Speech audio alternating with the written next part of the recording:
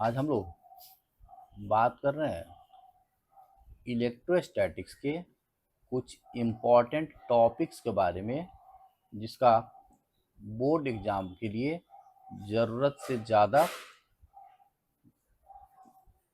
ज़रूरी है।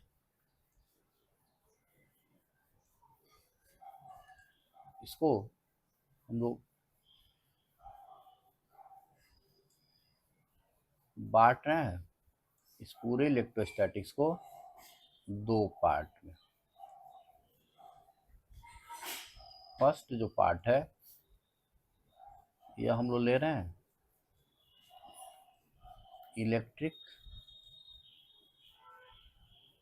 Charges and electric field.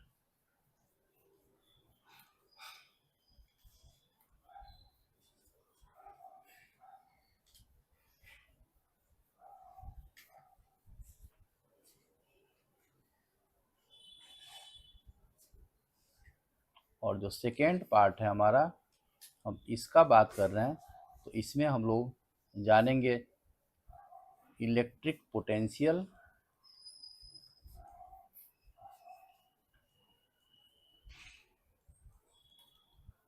और कैपेसिटर के बारे में। इसमें इसका बोर्ड एग्जाम के लिए इन दोनों टॉपिक से क्या क्या ज़रूरी है यह हम लोग पढ़ेंगे।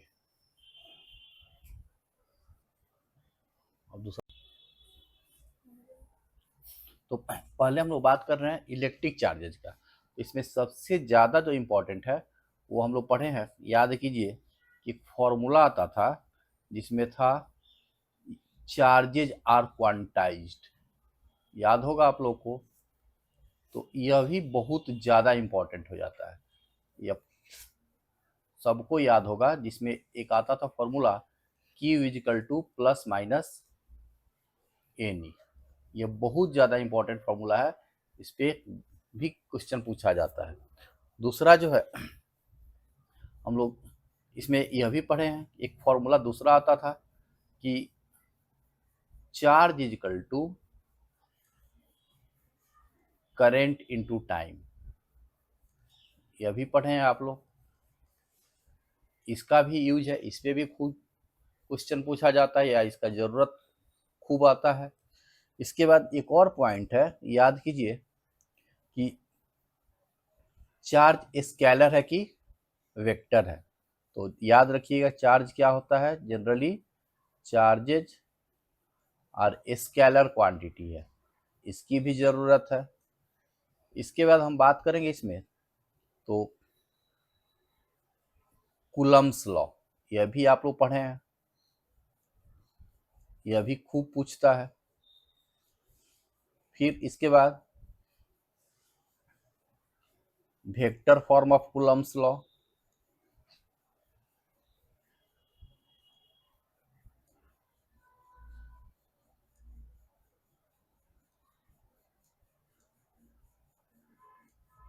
यह भी खूब पूछता है।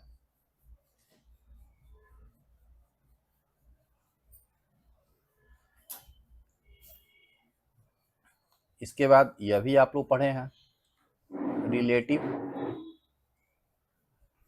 Permittivity,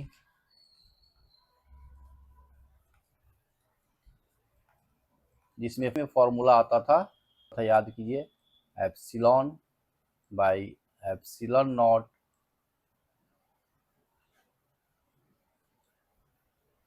is equal to epsilon R, बहुत इंपॉर्टेंट था यह। फिर बिहार बोर्ड में एक और पूछता है प्रिंसिपल ऑफ सुपरपोजिशन, यह भी खूब पूछता है। प्रिंसिपल ऑफ सुपरपोजिशन भी देखिएगा आप लोग क्वेश्चन बैंक में, तो खूब पूछता है। फिर इसके बाद हम लोग बात करेंगे तो आ जाता है हमारा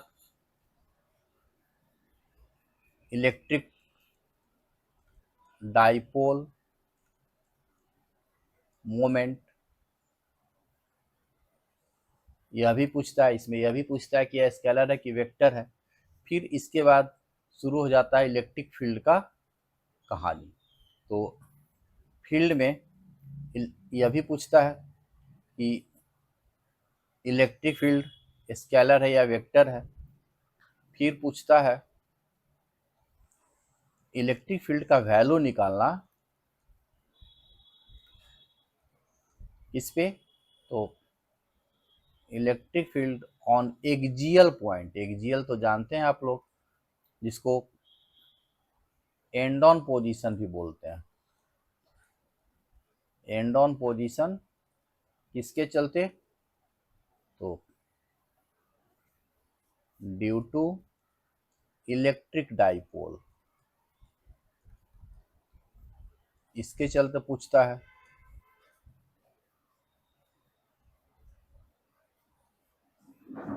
फिर इसके बाद पूछता है हम लोगों से इलेक्ट्रिक फील्ड, यह ज़्यादा इंपॉर्टेंट है, एक्सियल से ज़्यादा इंपॉर्टेंट है इलेक्ट्रिक फील्ड निकालना किस पे? तो ऑन इक्विटोरियल।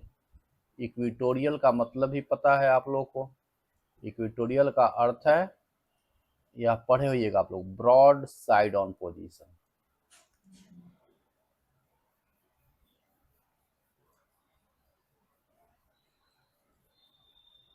यह भी खूब पूछा जाता है। फिर इसी दोनों को मिलाने से एक मिलता है इलेक्ट्रिक फील्ड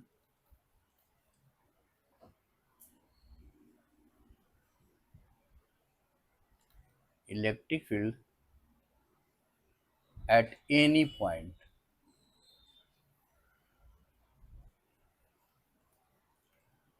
यदि ऊपर का दोनों इलेक्ट्रिक फील्ड ऑन एक्सियल और ब्रॉड साइड ऑन नहीं याद हो तो इससे भी हम लोग निकल सकते हैं इस पे। एनी पॉइंट यदि याद है तो एनी पॉइंट से भी हम लोग निकाल सकते हैं इक्विटोरियल और एक्सियल का वैल्यू। इसमें याद कीजिए फॉर्मूला हमारा इलेक्ट्रिक फील्ड का क्या आता था? तो E इजिकल टू, यही आता था, यदि आता था 1/4πε0 P upon RQ under root 3 cos square theta plus 1। यदि यह भी किसी को याद है तो इससे भी हम एक्सियल और इक्विटोरियल ऐसे थीटा का वैल्यू 0 डिग्री और थीटा का वैल्यू 90 डिग्री करके आराम से पहुंच सकते थे या पहुंच जाएंगे। तो यदि ऊपर वाला याद है तो इससे हम लोग इन दोनों से आराम से एक्सियल और इक्विटोरियल का वैल्यू भी निकाल सकते हैं। यह ज़्यादा अच्छा रहेगा इन दोनों पर, लेकिन बहुत बार स्पेसिफाई कर देता है कि इक्विटोरियल पर निकालने के लिए। आप इससे निकाल लीजिए आराम से, और यह अच्छे से पढ़िए, इक्विटोरियल चूँकि पूछता है। और सबसे जो इम्पोर्टेंट है इस पूरे में, बार बार आप सीबीएसई बोर्ड में देखिए या बिहार बोर्ड में देखिए, यह ज़्यादातर खूब पूछता है torque acting on an electric dipole, खूब पूछता है यह।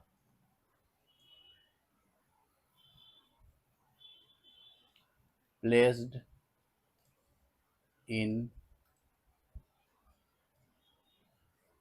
Uniform electric field,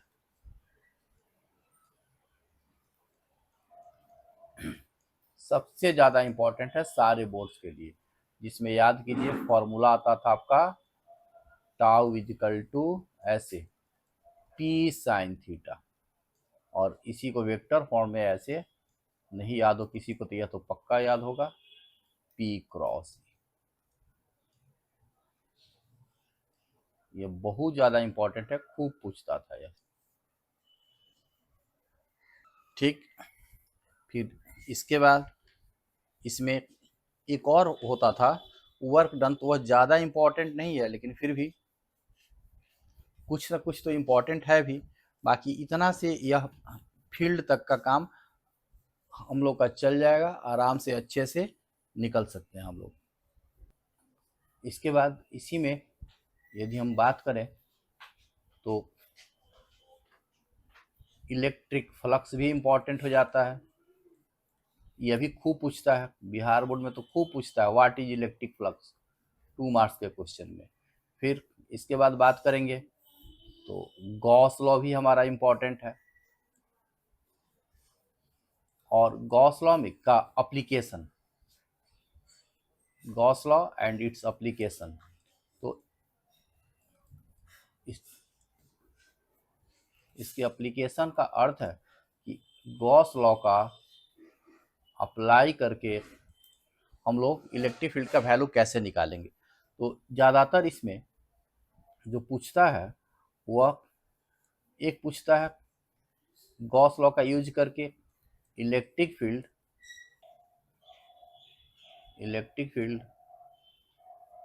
due to a wire, यह पूछता है। दूसरा जो सबसे ज़्यादा इम्पोर्टेंट है वह है इलेक्ट्रिक फील्ड निकालना, यह खूब पूछता है सारे बोर्ड्स में,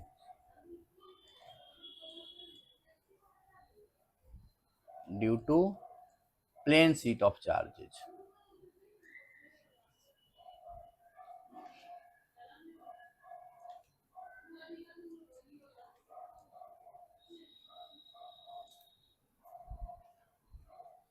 और थर्ड है इलेक्ट्रिक फील्ड निकालना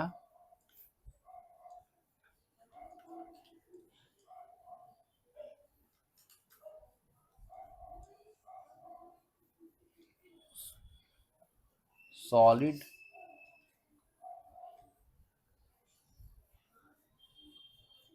स्फेरिकल बॉडी के चलते।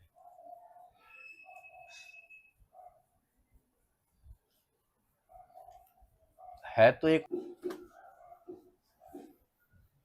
तो 3 ठो यह है, और चौथा जो हम बता रहे हैं यह सीबीएसई में नहीं है, ठीक, लेकिन सॉलिड स्फेरिकल सेल का ग्राफ भी इंपॉर्टेंट हो जाता है बहुत हद तक।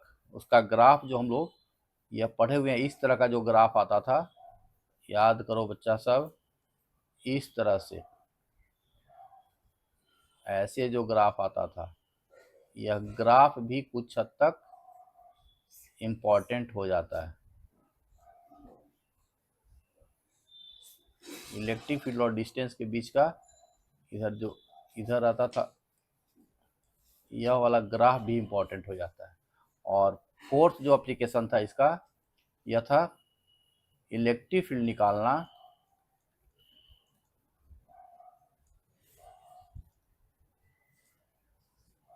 ड्यू टू हॉलो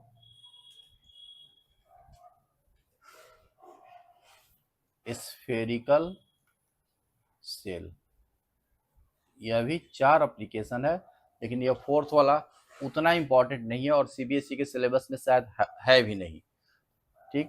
तो गॉस लॉ में से यह इम्पोर्टेंट है, और बिहार बोर्ड में इसमें एक एक्स्ट्रा क्वेश्चन एक दो बार पूछे हुआ है कि हम लोग कैसे कूलम्ब्स लॉ का यूज करके गॉस लॉ निकालेंगे। यानी हमको क्या ड्राइव करना है, तो कूलम्ब्स लॉ